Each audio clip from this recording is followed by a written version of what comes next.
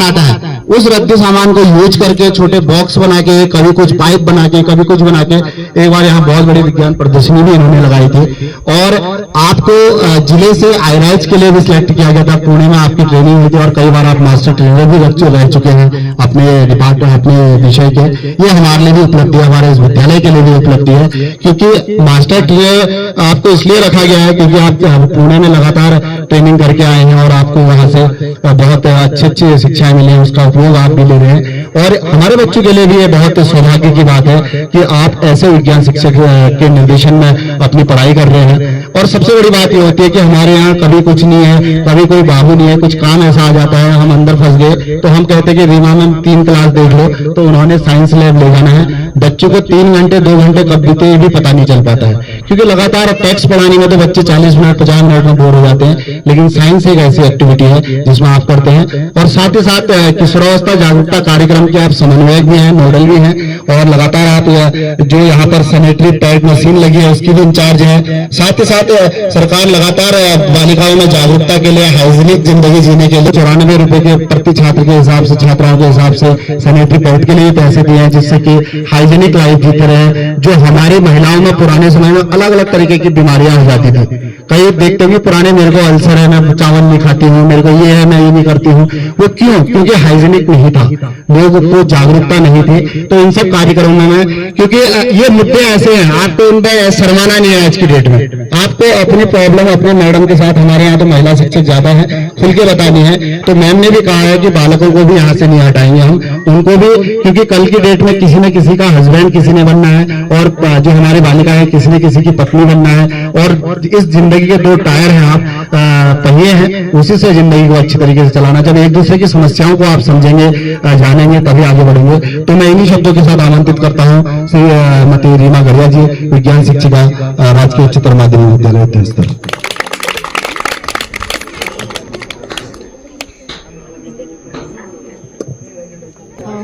धन्यवाद सर। तो सीधे कार्यक्रम की तरफ जाते हैं। काउंसलिंग के अलावा जो दूसरा यहाँ पर कार्यक्रम आज आयोजित किया गया है, वो आपका सामने बोर्ड लगा हुआ है, किशोरावस्था जागरूकता कार्यक्रम। कितने बच्चे 10 साल से ऊपर हैं? जरा अपने हैंड रेज करेंगे। 10 साल से ऊपर, लंबे हाथ, दोनों हाथ ऊपर। अब से थक गए ना? यानी सारे बच्चे 10 साल से ऊपर हैं। हाथ नीचे। WHO के अकॉर्डिंग 10 से 19 साल तक के जो बच्चे हैं वो किशोरावस्था में आते हैं। ठीक है।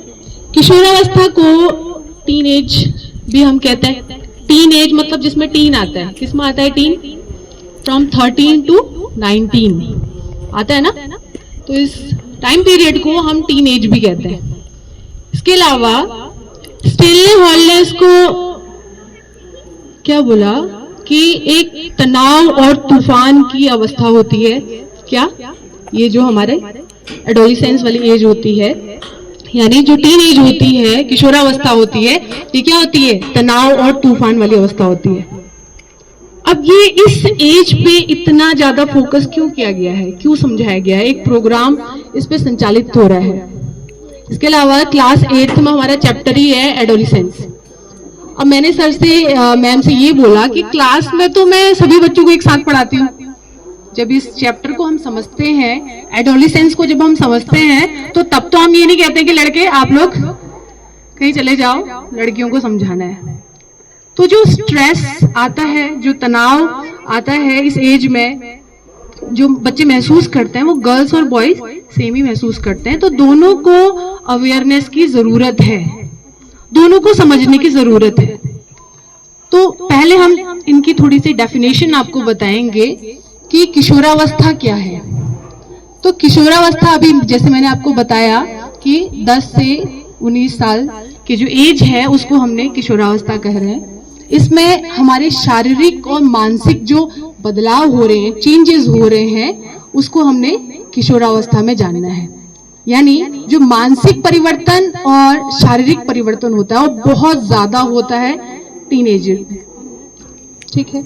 इसके अलावा प्यूबर्टी एक नया नाम यहाँ पर आया, यानी यौवनारंभ, यौवन अवस्था। तो जो प्यूबर्टी है, यौवन अवस्था है, उसमें केवल हम शारीरिक परिवर्तन पे यहाँ पे बात करेंगे।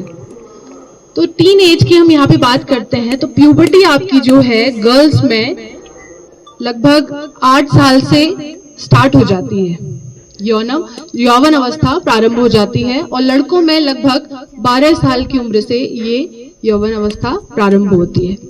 आपने देखा होगा जब क्लास 6 में आप आए थे तब से आपकी बॉडी में कितने चेंजेस हो रहे, नोट करा? हर साल आपकी हाइट बढ़ रही है ना।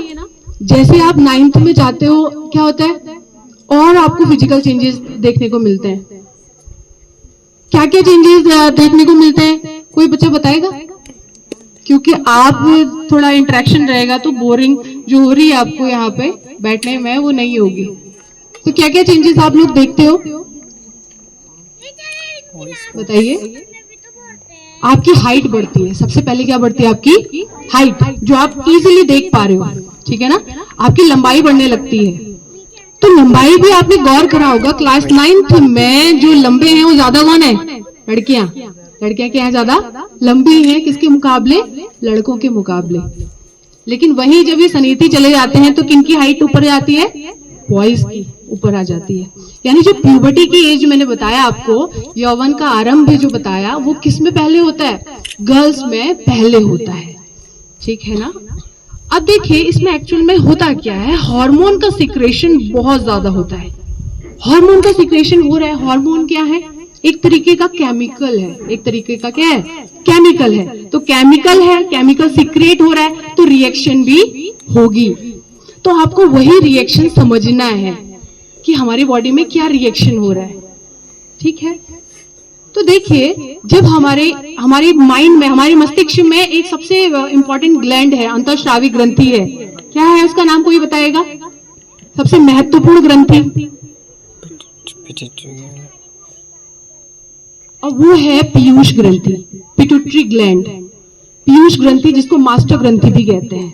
तो टीन एज में जो पिट्यूटरी ग्लैंड है, जो पीयूष ग्रंथि है, वो एक्टिव हो जाती है। और पीयूष ग्रंथि जब एक्टिव होती है उसमें से हार्मोन सीक्रेट होते हैं, और हार्मोन के सीक्रेशन से ये क्या करती है, गर्ल्स में अंडाशय को, ओवरी को, और बॉयज में जो टेस्टिस है उसको एक सिग्नल भेजती है। और वो जैसे ही उसको वो सिग्नल मिलता है उसमें से बॉयज में टेस्टोस्टेरॉन नाम का हार्मोन सीक्रेट होने लगता है, और गर्ल्स में एस्ट्रोजन, जोर से बोलिए जिसको पता है, कौन सा हार्मोन? एस्ट्रोजन। तो गर्ल्स में एस्ट्रोजन नाम का हार्मोन सीक्रेट होता है, और बॉयज में आपका टेस्टोस्टेरॉन नाम का हार्मोन सीक्रेट होता है। इसीलिए इसी हार्मोन के सीक्रेशन की वजह से लैंगिक परिपक्वता आने लगती है गर्ल्स और बॉयज में, ठीक है। हमारे जो लैंगिक अंग हैं वो विकसित होने लगते हैं, यानी जो प्रजनन क्षमता है, रिप्रोडक्शन की जो कैपेसिटी है वो डेवलप होना स्टार्ट होता है। हमारा शरीर खुद को परिपक्व बनाना यहाँ से शुरू कर देता है। अब इसमें मुंह छुपाने वाली, शर्माने वाली कोई बात है क्या? क्या हमको इस पे चर्चा नहीं करनी चाहिए? जो हमारे शरीर में अगर कोई परिवर्तन हो रहा है तो हमको उसको जानना है, ठीक है, कि क्या परिवर्तन हो रहा है। तो पहले हम बॉयज की बात करते हैं कि बॉयज के शरीर में क्या क्या चेंजेस होते हैं। तो पहले हाइट की तो मैंने बात कर ली कि हमारे क्या होती है, हाइट बढ़ती है। बॉयज में थोड़ा 12 साल की उम्र के बाद होता है। अब ऐसा नहीं है कि मैंने 12 साल बोला तो आप 12 साल का वेट कर रहे हो कि 12 साल में तो मेरी बढ़ी नहीं, या गर्ल्स वेट कर रही है कि 8 साल में तो हुआ ही नहीं, 10 साल में तो मैं बढ़ नहीं रही हूँ। तो सभी गर्ल्स में या सभी बॉयज में ये जो उम्र है ये क्या रहता है, भिन्नता रहती है। सभी की बॉडी अलग अलग है। तो ऐसा ना सोचें कि इसमें अलग टाइम पे हो रहा है तो मुझ में कुछ प्रॉब्लम तो नहीं है, ठीक हो गया। तो बॉयज की मैं बात कर रही थी कि एक तो हाइट बढ़ती है हमारी, और दूसरा क्या होता है, आपके जो कंधे हैं, ये सीना जो है ये चौड़ा होने लगता है, ठीक है। जो कंधे की मसल्स हैं ये ज्यादा स्ट्रांग होने लगती है। कंधे चौड़े होने लगते हैं ना, बॉयज के कंधे चौड़े होने लगते हैं। अब मैं यहाँ पे किसकी बात करूं कि जो लैंगिक अंग है उसका विकास होता है, यानी जो लिंग है और वृषण है इसका विकास होता है। अब यहाँ पे जो वृषण है उसमें आपका क्या होता है, स्पर्म का जनरेशन स्टार्ट हो जाता है, किसमें, बॉयज में। अब केवल इसमें लैंगिक अंग का विकास ही नहीं होता, इनकी वजह से जो टेस्टोस्टेरोन है, इसकी वजह से ही आपके गौण लैंगिक जो आपके करेक्टर हैं वो भी डेवलप होते हैं। गौण लैंगिक करेक्टर क्या होते हैं कि दाढ़ी मूंछ आने लग जाती है, ठीक है। आपके बहुत सारे अंगों में जैसे अंडर आर्म्स हैं, ठीक है, और आपके कमर का निचला हिस्सा है, उसमें आपके क्या होते हैं, बाल उगने लग जाते हैं। तो ये किसकी वजह से हो रहा है, हार्मोन सिक्रेशन की वजह से हो रहा है। अब इसके अलावा टेस्टोस्टेरोन की सिक्रेशन से और क्या होता है, आपका अपोजिट सेक्स के प्रति अट्रैक्शन यहाँ पर होने लगता है। यानी आप बॉय हैं तो गर्ल्स के प्रति आपका क्या होगा, अट्रैक्शन होने लगेगा, ठीक है। अब आप इसको बिल्कुल इतना सीरियसली लेने लगोगे और अपनी पढ़ाई लिखाई से ध्यान भटका दोगे तो क्या होगा, जो अभी तक बोल रहे थे, ठीक है, इससे आपका जीवन जो है वो बर्बाद हो सकता है। अब आपको देखो क्या होता है इस एज में, एक और चीज है, इस इतने हार्मोनों के सिक्रेशन की वजह से हम इतने स्ट्रेस में आ जाते हैं कि कभी कभी फालतू में भी रोने का मन करता है। कभी कभी इतना गुस्सा आ जाता है कि माँ बाप को भी हम गलत शब्द बोल देते हैं। फ्रेंड्स के साथ आप लोग फाइटिंग वाली जो एज होती है वो यही होती है ना, अपने इमोशंस पे कंट्रोल नहीं रहता है। अब क्लासरूम में देखिए बहुत सारे बच्चों का अगर ग्रुप है और वो आपको अपने ग्रुप में शामिल नहीं कर रहे हैं तो आप बहुत दुखी हो जाते हो ना। तो ये किस एज में होता है, आपका टीन एज में ही होता है, ठीक है ना। तो हार्मोन सिक्रेशन की वजह से ही हो रहा है ये।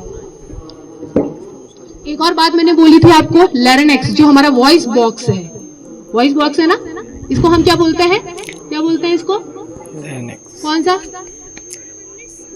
8th वालों को कुछ पता नहीं है, आपके चैप्टर में है ये। क्या बोला था हमने इसको, कौन सा एप्पल बोला था। तो देखिए आपका जो वॉइस में जो ये लैरिंक्स है, वॉइस बॉक्स है, ये क्या हो जाता है, थोड़ा बड़ा हो जाता है गर्ल्स के कंपैरिजन में। इसी वजह से आपकी आवाज क्या होती है, भारी होती है। तो ये मैंने सारे फिजिकल चेंजेस की मैंने यहाँ पे बात करी। इमोशन पे हम इसके बाद आएंगे, ठीक हो गया। इसके बाद गर्ल्स में जाते हैं, तो गर्ल्स में आपका क्या होता है, बॉडी में क्या क्या चेंजेस आते हैं। स्पेशली आपकी हाइट क्या होती है, पहले ज्यादा बढ़ती है, लगभग आपके 15-16 साल तक आपकी हाइट क्या होती है, बढ़ चुकी होती है। और बॉयज में लगभग 18-19 साल तक वो अपनी फुल हाइट को वो गेन कर चुके होते हैं। अब मैं यहाँ पे कह रही हूँ कि बॉडी में इतने चेंजेस आ रहे हैं, तो आपको सबसे ज्यादा किस पे ध्यान देना है, अपनी डाइट पे ध्यान देना है। आपकी हड्डियां बढ़ रही हैं, हड्डियां स्ट्रांग हो रही हैं, तो ये अपने मन से कैसी होंगी जब इनको कैल्शियम ही नहीं मिलेगा, अच्छी डाइट नहीं मिलेगी। आप गलत चीजें खाएंगे, केवल चिप्स कुरकुरा खाएंगे, तो क्या इससे आपकी हाइट अच्छी होगी, स्ट्रांग बनोगे आप लोग, हेल्दी बनोगे, है नहीं बन पाओगे। तो इस एज में स्पेशली, वैसे तो हमेशा रखना चाहिए, लेकिन इस एज में स्पेशली आपको अपनी डाइट पे बहुत अच्छा ध्यान देना है, ठीक है। आपने देखा होगा जब भी आप खेलते हो कितना एनर्जेटिक महसूस करते हो, हम बहुत सी एक्टिविटी करते हैं ना, यानी गेम, स्पोर्ट्स, एक्सरसाइज एक ऐसी चीज है जिसमें आप अपने स्ट्रेस को बहुत कम कर सकते हो। ये स्ट्रेस किसकी वजह से हो रहा है, इतना एक्सेस हार्मोन सिक्रेशन की वजह से हो रहा है। ओवर थिंकिंग क्यों होता है, इन हार्मोन्स की वजह से होता है। अपने इमोशंस को कंट्रोल करने के लिए सबसे अच्छी चीज है कि आप स्पोर्ट्स और एक्सरसाइज को डेली अपनाओ, डेली विथ हेल्दी डाइट, ठीक हो गया। तो अगर आपको कभी भी ऐसा लगता है कि आपके इमोशंस कंट्रोल में नहीं है, तो आप दौड़ना शुरू कर दो, जंपिंग शुरू कर दो, कुछ ना कुछ फिजिकल एक्टिविटी करना शुरू कर दो।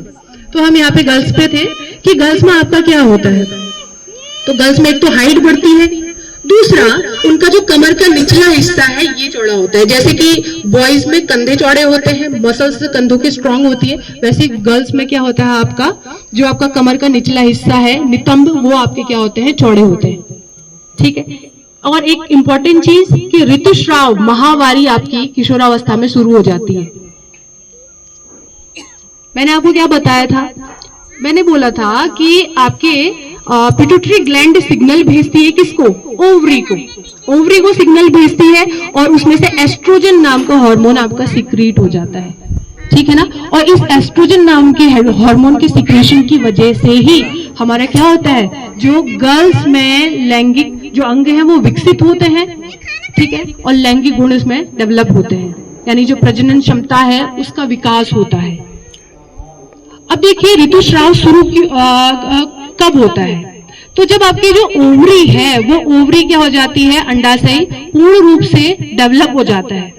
यानी आप सिंपल शब्दों में कहें, जो गर्भाशय है जब पूर्ण रूप से विकसित हो जाता है और एक परिपक्व अंडे यानी अंडे को उत्पन्न करने की क्षमता अगर गर्भाशय रख रहा है, तो यानी अब आप किसमें आ गए हो, टीन एज में आ चुके हो। तो इसमें आपका क्या है, आपका जो गर्भाशय है उसमें हर महीने एक अंडा डेवलप होता है और उसकी सुरक्षा के लिए गर्भाशय की जो दीवारें होती हैं उसमें क्या बनती हैं, उसकी दीवार बहुत ज़्यादा इमोशनली क्या महसूस करते हैं, अपसेट महसूस करते हैं। तो अपसेट महसूस होने पर आपको क्या करना चाहिए, किसी न किसी से बात करनी चाहिए।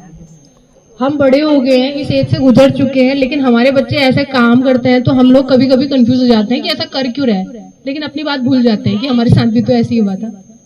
तो कभी कभी ऐसा होता है कि हम बड़े दुखी जैसे हो जाते हैं, रोने का मन करता है, ऐसा क्या हो रहा है मेरे साथ। तो ये इस टाइम पे आप लोग क्या कर सकते हो, अपने जो बड़े लोग हैं उनसे बात कर सकते हो, अपने मम्मी पापा से, ठीक है। अपने से जो बड़े आपके भाई बहन है उनसे बात कर सकते हो, फीलिंग्स बता सकते हो कि इस वजह से मैं दुखी हो रही हूँ। मैं दुखी हो रही हूँ क्योंकि मेरे बाल छोटे हैं, मैं दुखी हो रही हूँ कि मेरे दोस्त मुझसे बात नहीं करते हैं। हाँ, आपका दुख का कारण बताती हूँ मैं, ठीक है। आप छोटी छोटी बात से दुखी हो जाते हो, ये दुख होने वाली बात होती है आप लोगों की, ठीक है। उसने मुझसे बात नहीं करी, उसने मुझे यहाँ नहीं घुमाया, ठीक है, अपने साथ मुझे ये वाली खाने की चीज मुझसे शेयर नहीं करी। तो आप लोग दूसरे के साथ अपनी बातें शेयर कीजिए, इससे बड़ी भी बात होती है तो शेयर जरूर कीजिए, अपने अंदर मत रखिए। अपनी भावनाओं को व्यक्त करना आप लोग सीखिए। अभी से आप अपनी छोटी छोटी फीलिंग्स को, जैसे सर ने भी बताया कि घर आके सब बताना होता था, मुझे भी सब बताना होता था अपनी मम्मी को। आज घर में स्कूल में क्या क्या हुआ, A to Z कहानी मेरी खाना खाने तक वही रहती थी। कपड़े चेंज करे, खाना खाया, हाथ मुंह धोया, खाना खाया, सारी बातें बतानी। तो अपने इमोशंस को व्यक्त करना सीखिए, अपने पेरेंट्स को, अपने फ्रेंड्स को, इससे आपका कम्युनिकेशन स्किल्स भी अच्छा होगा, ठीक है। और जो स्ट्रेस हो रहा है, जो तनाव हो रहा है आपके अंदर, वो भी आपका नॉर्मल लगेगा और एक टाइम ऐसा आएगा, हंसी आएगी कि हम किस बात से दुखी हो रहे थे, ठीक हो गया। तो आप लोगों को ये बातें समझ में आई होंगी और आपको ये हेल्प करेंगी। आपकी टीन एज जो है सक्सेसफुली जाएगी, अच्छी जाएगी, खुशी से बीतेगी और आपको एक अच्छी मुकाम तक पहुंचाएगी। तो अपनी इस टीन एज की एनर्जी को आपने अच्छी जगह लगानी है, ठीक हो गया। समय बर्बाद नहीं करना है, अपना एक लक्ष्य निर्धारित करना है और फोकस्ड होके उसकी तैयारी शुरू कर देनी है। Thank you so much. धन्यवाद देना चाहूंगा मैम को। आपने बहुत डिटेल में बातें की हैं और वाकई में ये मुद्दा ऐसा है जिसपे लोग बात करने से हिचकते हैं और हमें इस बारे में बात करनी चाहिए। खासकर लड़कियों को अपनी मम्मी के साथ हर बात शेयर करनी चाहिए। उससे क्या होगा कि मम्मी भी कभी आपकी तरह लड़की थी और आपको जो जो परेशानियां आ रही हैं उनके बारे में क्या कहते हैं बोलने। और जैसे हमारे पांडे जी ने बताया कि मैंने अपने बच्चों को दोस्त की तरह पाला है, उन्होंने हर बात मेरे को बताई है। अगर आप अपने पिताजी के एक मित्र बन जाएंगे तो आपको भी लाइफ में किसी प्रकार की कोई समस्या नहीं होगी।